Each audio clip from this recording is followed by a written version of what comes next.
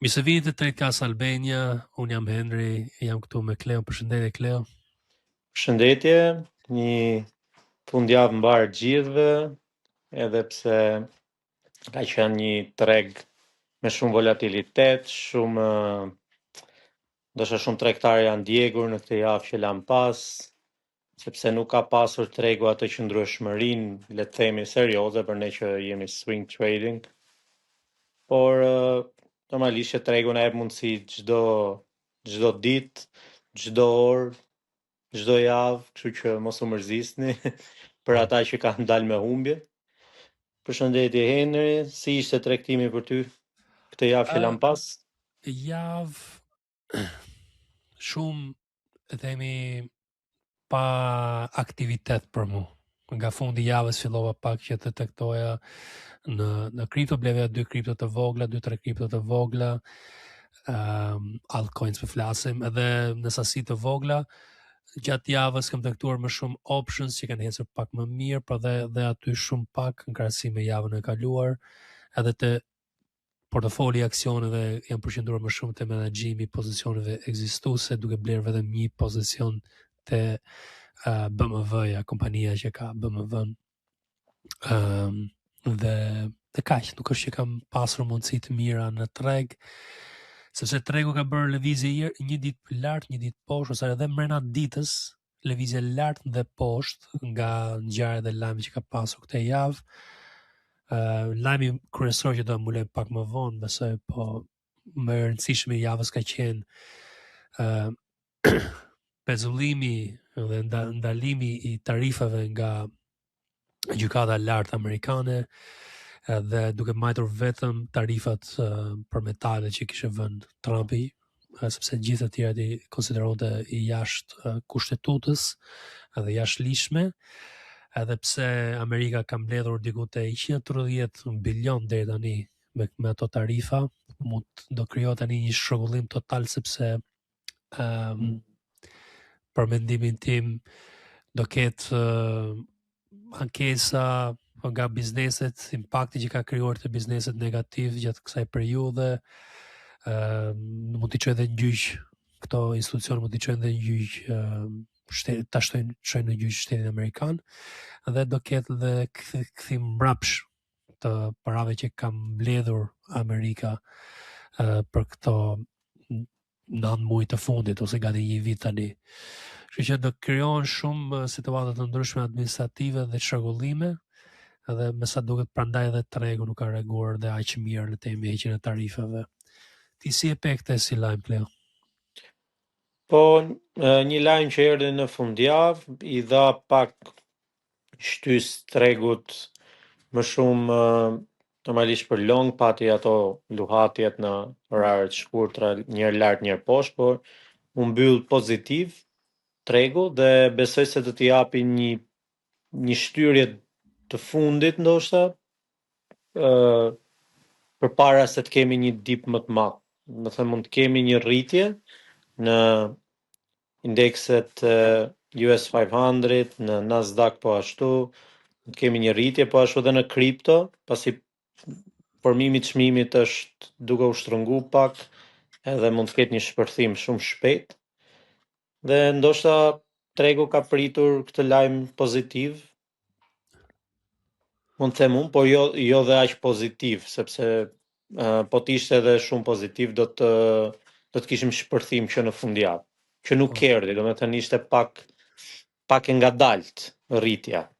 Po, dhe gjë që do e shtojon këtu është që Trumpi ka vënë tarifa të tjera, sepse do përdori ligjet e tjera tani për të bërë vënë tarifa, ka vënë vuri 10% tarifa të gjithë shtetet, dhe pastaj më duket sot ose dje darkë, sot është diel, ka shtuar këtë, ka rritur, ka bërë 15% tarifë globale.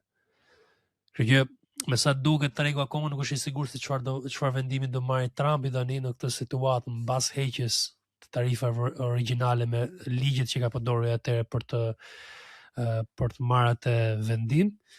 Edhe tani po shtohen tarifat dhe nuk e di se sa do shtohen dhe ku do shkojnë tarifat në përgjithësi, dhe po situatë e paqartë paqartësia sjell pasiguri, pasiguria sjell volatilitet, volatiliteti sjell likuidime dhe situata të vështira në treg. Kemi tani ja 16 muaj, 18 muaj me këto situata që momenti që erdhi Trumpi në Shtëpinë e Bardhë. Po, është dhe pak frik nga situata gjeopolitike që po ndodhin, duke parë që Amerika po shtyn dita ditës për një marrëveshje me Iranin, le të themi, duke bërë presione, duke dërguar sa më shumë avion luftarak afër Iranit, duke bërë presione për të arritur një marrëveshje që nëse nuk ndodh kjo marrëveshje, ke 10 ditë kohë, ke një javë kohë, Amerika do të sulmojë, duke bërë takime me Izraelin, lidhje me Iranin, dhe është pak frika nga kjo që ndoshta Amerika mund të kryejë një sulm në Iran, edhe tregu është i friksuar sepse mund të vijë normalisht që do të kemi një ulje në treg. Edhe ndikon edhe ky lajm shumë, pasi një herë kështu, një herë ashtu, por me çfarë kam lexuar, ka dhe një takim në fund të marsit Trumpi në Kinë 3 ditor, edhe ky mund të jetë lajm pozitiv sepse normalisht kur takohen dy lidera botëror të fuqishëm, kemi gjithmonë progres. Kështu që mund të arrihet dhe atje diçka, dhe pse do kohë të vi, do dhe një muaj. Po. Por shikojmë. Si do të çmimet. Edhe tregu po reagon në këtë mënyrë me këto paqartësi që ka situata, sepse sektori i armatimit pati një rritje javën e kaluar me këtë lajm që më thotë ti, që frika e sulmit kundër Iranit, si edhe rritjet të ai sektor, edhe në përgjithësi dhe tregu europian ka pasur një farë rritje më të mirë se sa amerikani. Kam parë tregun britanik që ka ecur më mirë këtë periudhë, të paktën këto 2 javë të fundit, edhe kam parë dhe tregun francez dhe gjerman që ka një farë shtyje dhe një farë ecurie, dhe arsye kryesore pse unë bleva BMW-n në javën e kaluar.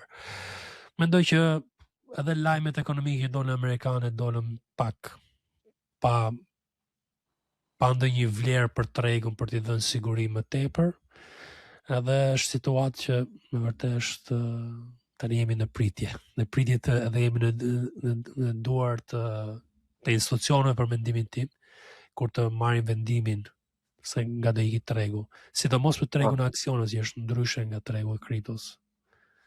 Unë për shembull personalisht kam tregtuar pak kundrejt strategjisë që ne përdorim për të bërë trading. Këtë javë që lam pas, pak me intuit, normalisht që intuita hyn kudo, do ta keni në çdo vendim që merrni. Për një sulm të mundshëm të Amerikës ndaj Iranit, më thënë, dhe pse nuk e besoj, ndonjëherë instinkti më shtynte që të luaja short, dhe kam luajtur pothuajse gjithë javën short, ka likuiduar në disa pozicione, kam humbur diku te pak përqind, 1-2% të kapitalit, por duke i rikuperuar në asete tjera, dhe më shumë kam qenë te kjo, te pjesa e shortit të javë që lam pas, pikërisht për këtë arsye. Pasi edhe formimi i çmimit duhet një ulje tregu, duke u nisur tek qirint, por ndryshon situata, ndryshon nga momenti në moment. Tani mendoj që mund të bëj dhe një rritje për lart dhe pastaj të kemi atë likuidimin final. Po. Pse jo, domethënë se bën sens që ta formojnë kështu çmimin institucionet. Po. Edhe unë atë gjë përshikoja. Për mua kjo situatë është situatë volatiliteti dhe mund ta quajmë treg që është me një strukturë, me një bazë. Kur shikon Nasdaq-un, kur shikon S&P 500, është me një strukturë që duket distribution, duket sikur është konsolidim. Nga konsolidimi mund vi dhe vazhdimësia, se edhe kjo mund të ndodhi, por kur shikoj atë që thot ti, që kur shikoj disa orare të ndryshme, probabilitetet anojnë sikur do bëj një ulje, edhe ka testuar disa herë që të bënte ulje dhe prap po djeg tregtarët. Në këto momente bëjmë vetëm institucionet, exchange-et që ju përdorni për komisione, kështu që dhe ato du të hajnë diçka, kuptohet, nga ne tregtarët, dhe ato që janë insiders që kanë bler poshtë dhe kanë shitur lart, kështu që ato kanë filluar të shisin në këto momente. Me sa po shikoj ona retail traders, tregtarët të thjesht si puna jon individ, ato po blejnë dipet, sepse ka funksionuar si strategji gjithë vitin e kaluar që nga prilli deri tani, por nuk është me vërtet strategjia e duhur. Është treg që të pret shumë shpejt sa hyn, pas 2-3 ditësh ose edhe mrena ditës, mrena momentin që ti ke hyrë, të likuidon ose të shkon kundër dhe ti je i detyruar që të shesësh me lëvizje stop lossi ose diçka tjetër që të mbrosh veten. Nga ky momenti vjen një valë mirë, se nga do vi vala është puna që ne po merremi, ose unë paktën po merrem çdo ditë për të ndarë te grupi jon Trend Hunters në Discord. Kështu që i ftoj të gjithë dëgjuesët që të bëni pjesë, sepse ndaj aty çdo gjë aty për animin e tregut të paktën dhe asetet kryesore. Nga ana ime unë mendoj që tregu është ajo që thot Kleo, që mund bëj një vazhdimsi që mund të jetë edhe si gjysmë falso, me ident fusi dhe ca tregtar të tjerë në anën mbullësh, përpara se të bëj likuidimin final. Po devijoj shumë nga mesatarja, atëherë do thoj që dhe mund të jetë, të themi, starti një trendi, vazhdimësie në treg. Për mendimin tim nuk ka arsye fundamentale që të ndodhi kjo gjë akoma, do ishte surprizë që të ndodhte kjo gjë këtë javë apo javën tjetër.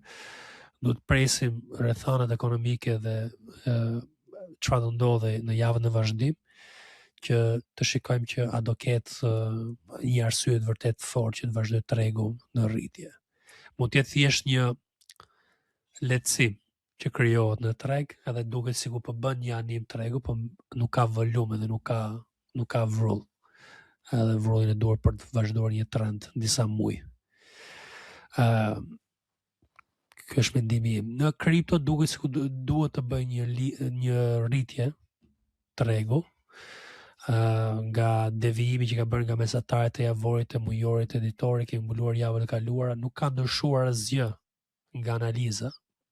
Ku po flasim për analizën teknikale, vetëm zonat kanë ndryshuar pak për thyrjen, për animin për lart, dhe zonat e rezistencës janë modifikuar pak. Po në përgjithësi tregu i duhet një rritje diku te 72, 73 ndoshta deri te 78 për Bitcoinin. Do të analizojmë tek analiza teknike, ta shikojmë. Po, ta shikojmë. Po kjo është situata që shikoj unë. Kleo, ndonjë gjë tjetër për shtu këtu te segmenti ngjarjeve kryesore të javës? Këto janë lajmet kryesore. Këtë javë që vjen nuk është se ka ndonjë lajm kryesor me çfarë kontrollova unë, ose shumë të rëndësishëm, sepse lajme ka çdo ditë. Po. Dhe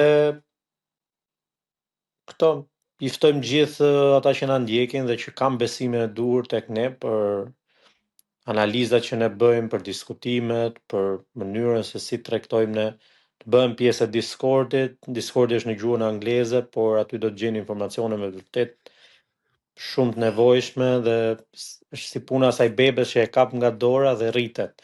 E njëjta gjë ka video, përfille start, shpjeguara nga Henry dhe çdo gjë tjetër. Po. Kemi çdo gjë aty, do provojeni, nuk e keni thjesht mund bëni subscribe një muaj, shikojeni, po që nuk e pëlqen, nuk është me detyrim asgjë. Është një shtim, një extension, një pjesë shtesë nga shërbimi që ne bëjmë këtu, duke bërë podcastin, duke informuar juve. E doni çdo ditë këtë lloj analize dhe me grafika dhe me ide të reja që ne shikojmë, edhe gjëra plus edukative, hyni te Discordi.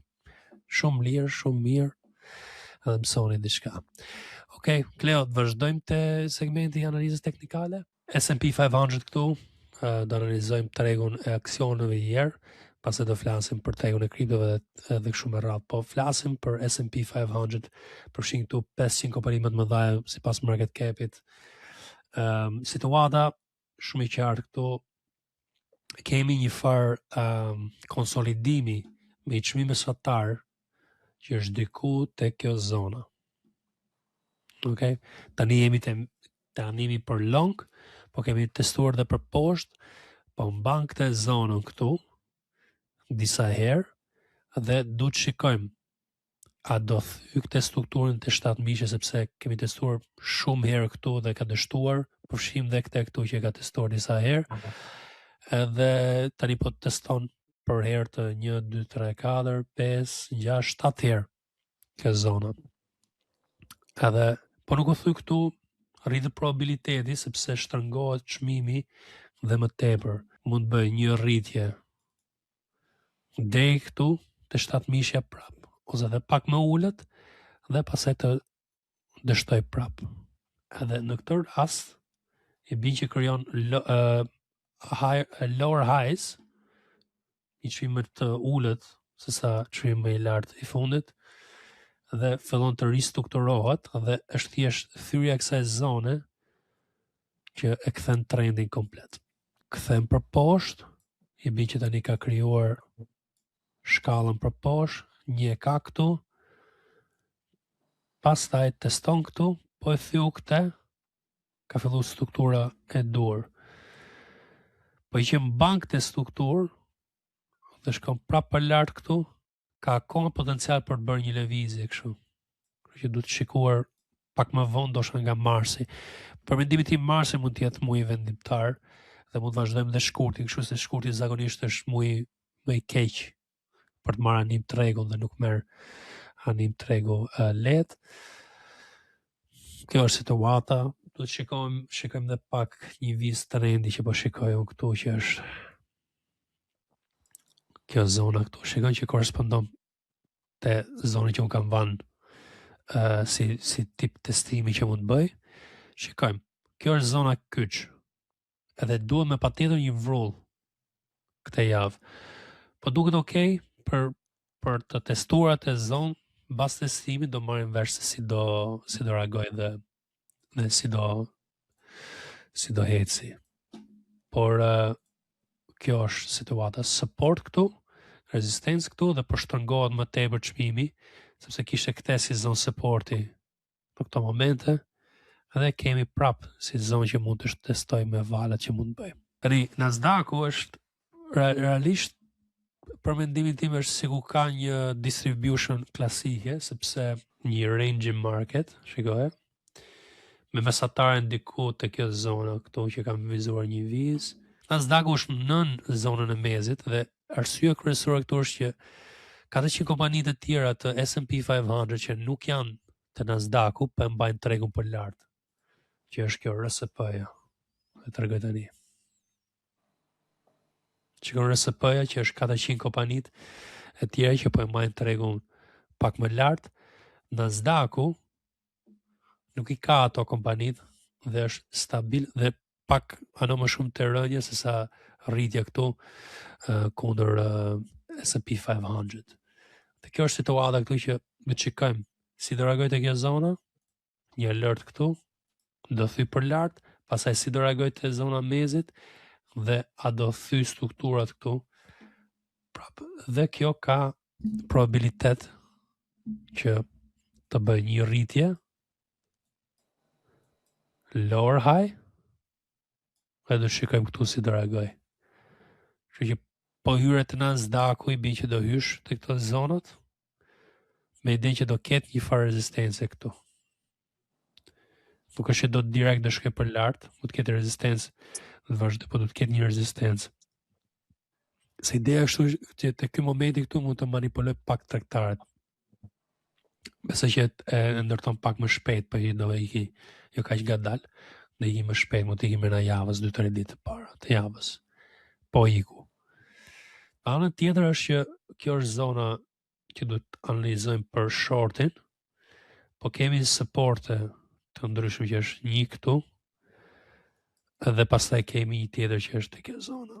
Okej, Russell 2000 duket pak si më mirë, po man support, por ka një ndryshim që është po shtrëngohet çmimi, se këtë mund ta vizatosh dhe kështu. Ka një shtrëngim çmimi këtu që mund të marrë në çdo krah dhe vazhdon të shtrëngohet këto 3-4 ditë të fundit që kanë qenë pjesë të tregut këtu, kështu që mëna 2-3 ditëve besoj që do marrë një anim Russell 2000 dhe do marrë një anim të qartë që do ta dim nëse nga do hanoj tregu. Ja. Po thyru këtë zonë, këtë janë dy zonat që përshikoj unë.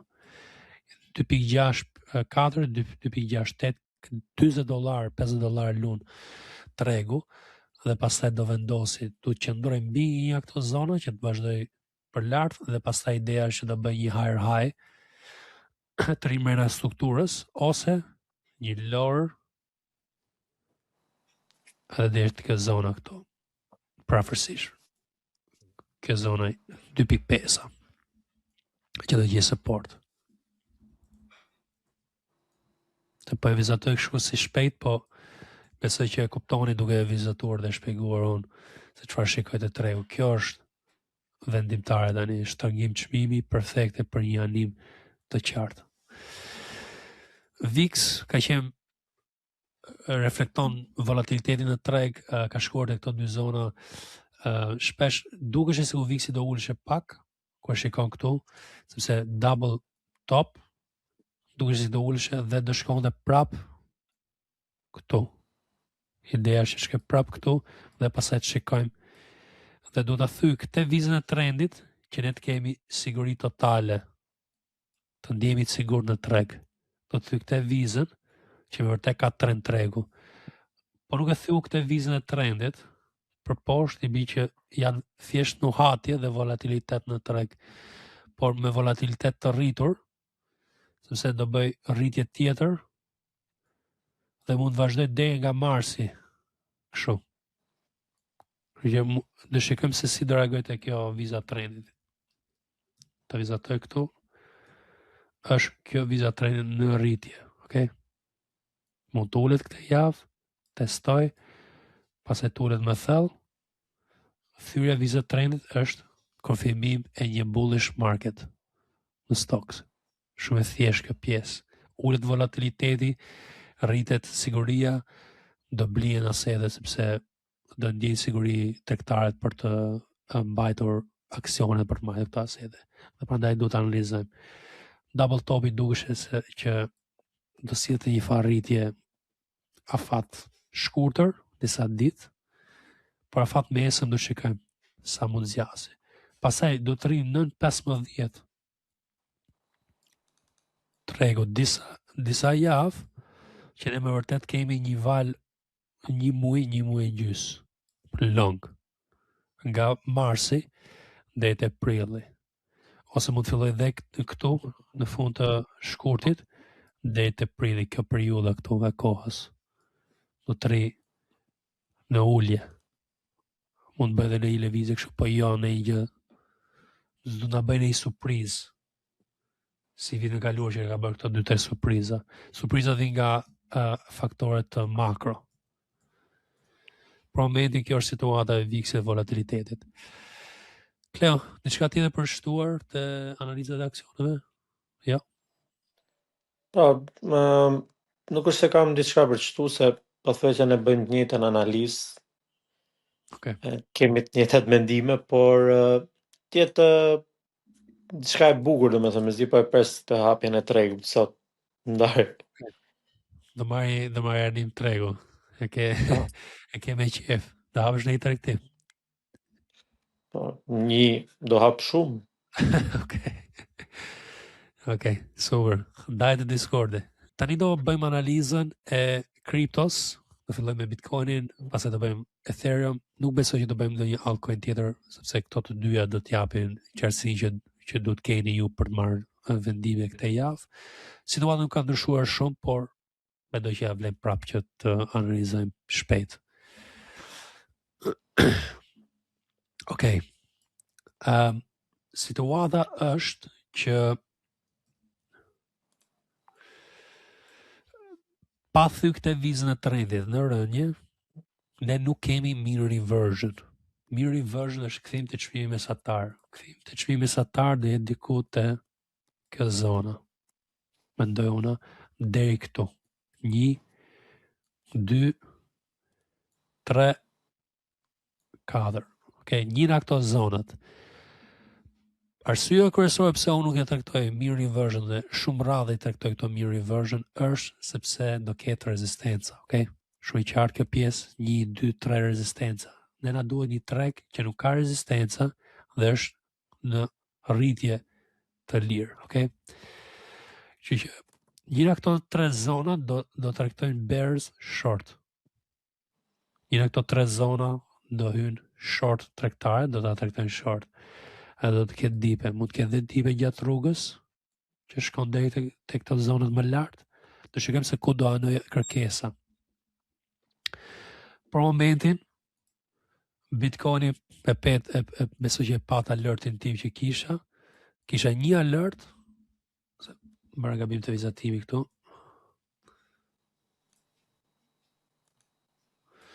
Kisha një alert të thyre kësaj zone këtu. Okay? Bëjmë prapë mrena vizës trendit. Ne na duhet një qëndrim mbi këtë vizë trendi, sot ose nesër, që të kemi më shumë siguri që tregu do na japi një rritje 5 deri te 15%, okay? Kjo është lëvizje që unë po shikojmë këtu. Dhe te afat shkurtër mund të traktoni këtë gjë.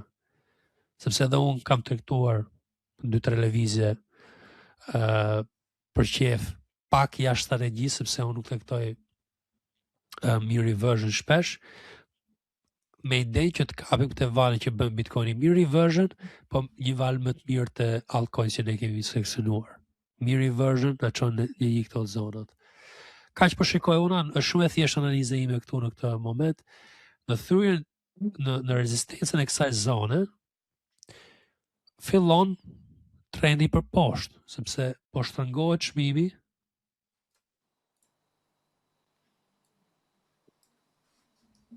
Se vizatova mirë, po shtrëngohet çmimi dhe është moment kyç tani, që do të marrë një anim. Nuk është moment që s'do të marrë anim tregu. Që varet ku shikon ti animin dhe si e shikon, por për mendimin tim, kjo është struktura këtu që thyet kjo viza, shkem short, thyet kjo, shkem long dhe zonat i përcaktuara për long. Shortin dihet që do ritestoj herë këtë zonën historike për double bottom dhe pastaj mund të bëj dhe lower lows, po që vazhdon të rezistoj te kjo viza trendi në rënje këtu. Po kjo viza trendi është kyçi i animit në Bitcoin, për momentin. Mund të themi dhe këto 2 viza dhe trendit të tjera këtu poshtë. Në Ethereum prafërsisht në njëta situatë, ja ku e keni, po i që bërë një ejection, resistance këtu, shkon prap short, kemi si ti mini support këtu, te Ethereum, te orarët e fat shkurtë të kjo zona, por nuk është të thënë që kjo do qëndroj, dhe po thyu vizën e trendit këtu. Për lartë, ne shkojmë deri te kjo zona që kam përcaktuar unë, mund shkojmë deri te 2700, por mendoj 2300 ishte më afër zonës që mund të shkonte.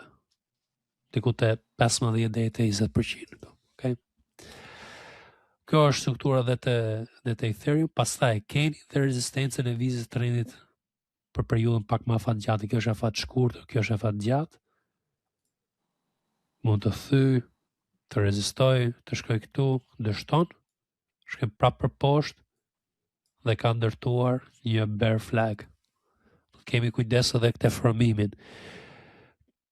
Ky formim ekziston dhe te Bitcoini, okay? Dështimi te viza trendit këtu në rënje na jep një bear flag, okay? Vazhdimsi. Paka shumë si bear flag që ka ndërtuar këtu edhe te kjo zona këtu, okay? Kjo duhet të analizuar me kujdes në këtë zona kur të hy Ethereum. Sepse jemi në mirë reversion dhe mendoj që bears do shikoj këto zonat këto në rritje. Por një 10 deri te 20% mund të nxirrni nga Ethereum me një val mirë reversion këtu, që nuk është keq, po që thyet struktura dhe vazhdon për lart. Deri tani po duket okay, thjesht duhet mbaj këtë zonën këtu, mos thy as për poshtë këtu, vetëm të bëj testim dhe pastaj të shkoj për lart. Shumë e ngushtë si zonë. Dhe do kujdes në vendimarrje dhe menaxhim. Që mos kapi ndonjë situatë kur ikën shpejt për poshtë. Ose në anën e kundër, bëj që hy short të i long për shpejt edhe të digjeni. Okej, ka që analiza e kriptos. Bëjmë edhe pak analizën e floririt, dollarit. Dollari ishte në rritje herë në fundi që unë e pash dhe ka ndërtuar struktura të reja. Rritja e dollarit e shenjë pak negative për tregun, prandaj tregu ka bërë, më themi, lëvizje poshtë e lart dhe te aksionet edhe te kripto nuk ka marrë animin e dur. Duhet dollari të dobësohet, të thy pak të zona dhe pastaj të bëj një double bottom.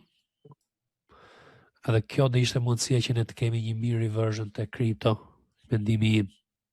Por dhe mund të rritet dollari, në ca raste dhe rritet dollari, sepse ka kërkesë për asetet e tjera dhe vazhdojnë dhe ato asetet të rriten. Kështu që do ta shikojmë mirë çfarë ndikimi do ketë gjatë javës lëvizja e dollarit si për lart si për poshtë në hapje te Bitcoini, po që ulet pak dollari dhe rritet Bitcoin, i bie që akoma ka një periudhë, janë në një periudhë që janë të lidhura si asete dhe lëvizja e dollarit ndikon.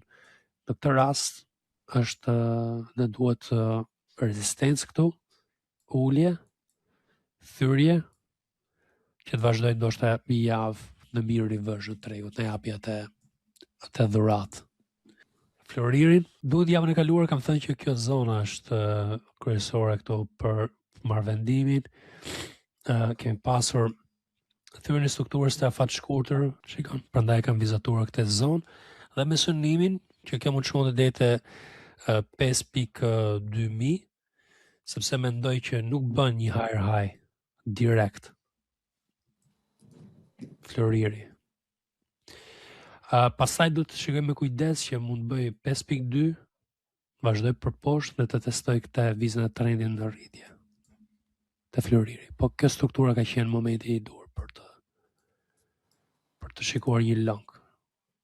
Këto të 5.050 e kam darë unë të Discordit gjatë javës. Silver, po duket okay, ka bërë, kur shikon silver, se kam ca vizatime të tjera këtu, po ideja ime ka qenë gjithmonë që të bënte një farë konsolidimi pak më afat gjatë, por ka bërë një head and shoulder pattern këtu pak a shumë, me qafën këtu.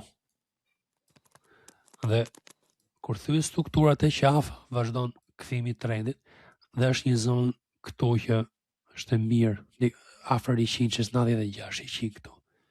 Ke zonë të silver që mund të shkoj për më lartë, kemi dhe RSI në rritje pak që mund të japi pak probabilitet fuqi relative dhe ka qenë fuqi relative ullët për i periudhë të gjatë.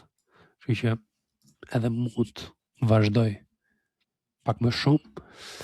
Tjetër që na vlen që ta shikojmë dhe ishte ndoshta US Oil, që vazhdon rritjen graduale. Kjo e qenë më mirë për një swing pak më afatgjatë.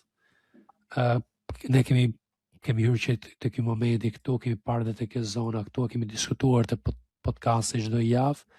Unë shikoj zonën 71 si zonë që mund të kapi. Metalet e tjera,